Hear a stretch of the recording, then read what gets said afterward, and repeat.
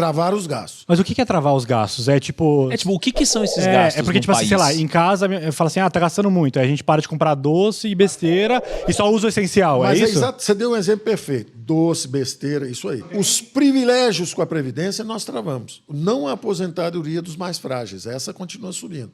Agora, os privilégios de aposentadoria, nós reduzimos. O que são privilégios de uma São aposentadoria? privilégios é o seguinte, antigamente o sujeito se aposentava ganhando 70 mil reais, porque ele a vida toda ganhou 70 mil reais. Ganhava, estava aqui no Supremo, no Judiciário, num lugar qualquer aqui, e tinha uma aposentadoria muito generosa em relação à média da população. Entendeu? Aliás, dando exemplos mais, eu exagerei, mas vou dar exemplos mais. Por exemplo, um salário médio aqui na Esplanada, a aposentadoria média era, particularmente no Judiciário, era mais de 20 mil reais. E a aposentadoria média do brasileiro era R$1.000, era um salário mínimo lá embaixo. Então ganhava-se 20 vezes mais. Ora, se o cidadão já ganhou a vida toda 20 vezes mais que o outro, por que na velhice você tem que garantir esse privilégio? Ele que tivesse juntado dinheiro ao longo da vida. Deixa eu perguntar um negócio, Paulo. Assim, da onde eu venho ou entendo, né, no mundo de negócio, eu vejo que geralmente o que você ganha teria que ser, né, sob a ordem correta das coisas, algo proporcional ao que você agrega de valor. Então, você está numa empresa, né? Você agrega um valor e uma parte disso, claro que vai virar lucro para a companhia, mas você é remunerado com base nisso. A gente diz que os salários sobem com a produtividade. Isso. E aí o que eu pergunto é assim, quando você fala desse tipo de coisa, né, a gente estava conversando antes e eu descobri que existem 12 milhões de servidores públicos no Brasil. Né, num ambiente de 220 milhões de pessoas. É bastante gente, né? Bastante servidor público. Por que a média de salário dos servidores públicos é tão mais alto? É porque eles agregam mais valor? Justifica-se algo desse tipo? Ou não? Ou às vezes realmente talvez seja algo que é muito...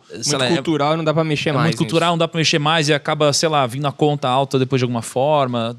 Por que tem esse tipo de coisa assim? Eu acho o seguinte, quem tem poder define quanto ganha. Então, quem legisla está aqui.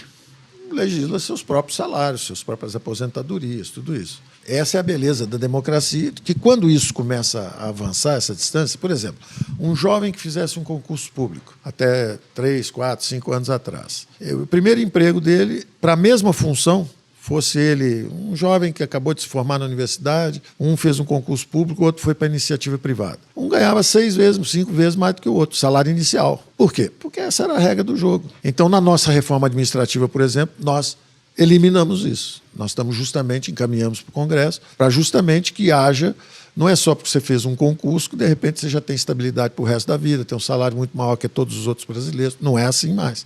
Não será, se a reforma administrativa for aprovada. Então, esses gastos é que nós atacamos.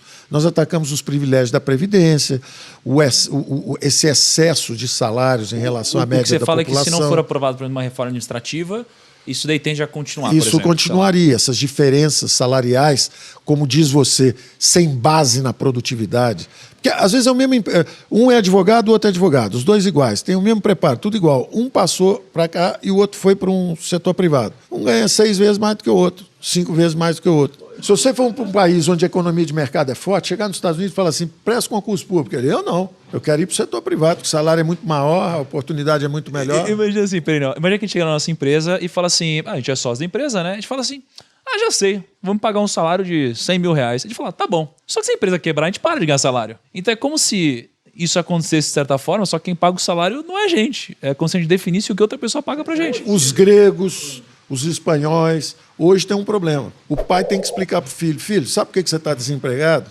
Sabe por que tem essa crise toda? Papai pegou o dinheiro todo antes. Minha aposentadoria é muito alta, eu tenho estabilidade de emprego, eu tenho privilégio não só na aposentadoria, mas meus salários foram altos. Então, hoje você está desempregado por isso. Desculpe. Cara, e o ministro não consegue impedir ou botar a mão nisso ou falar, não vou assinar isso aí? Essas são as reformas. Entendi. Porque nós vivemos numa democracia onde realmente o executivo pode encaminhar, às vezes também o legislativo encaminha também mudanças de legislação, e nós estamos com um governo que é reformista.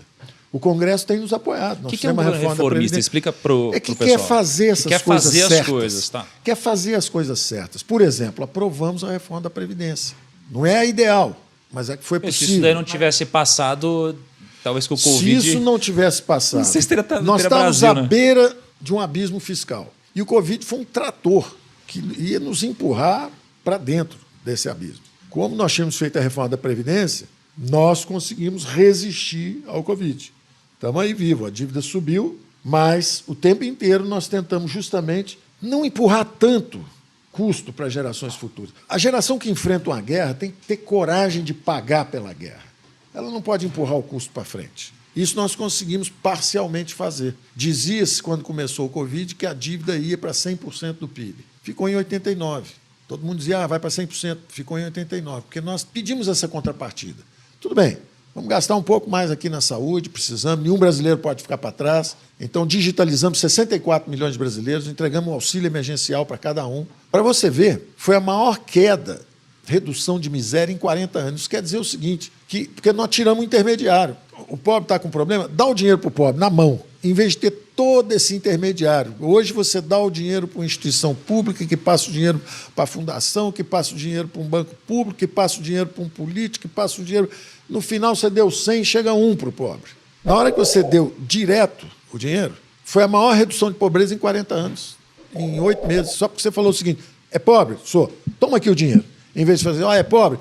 Vamos dar o dinheiro agora para alguém que vai fazer uma obra, que vai fazer isso, que vai... O dinheiro não chega no pobre.